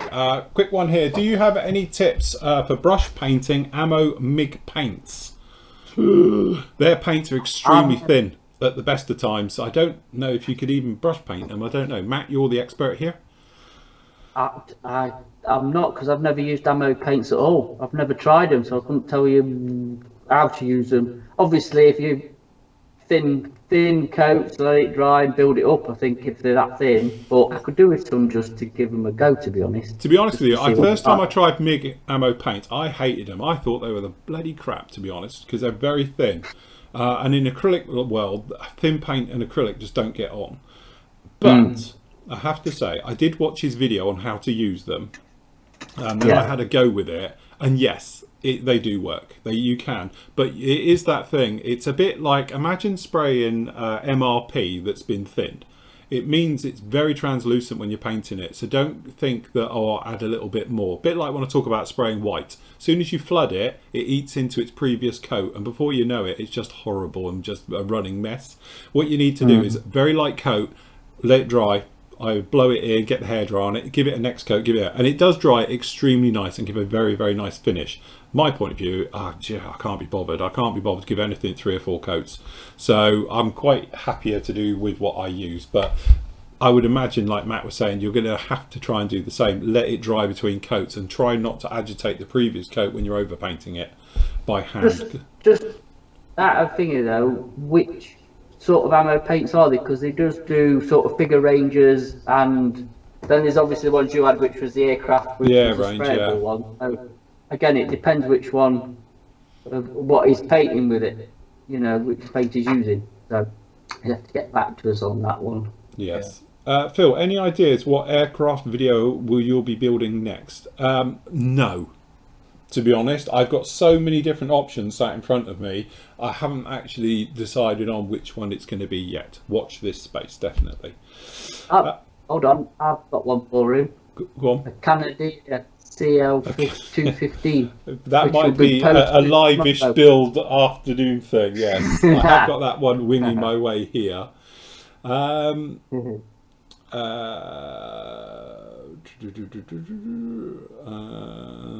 Yeah, Lee was saying he was looking at the picture of the real plane and the penny dropped. He put the engines on the wrong way.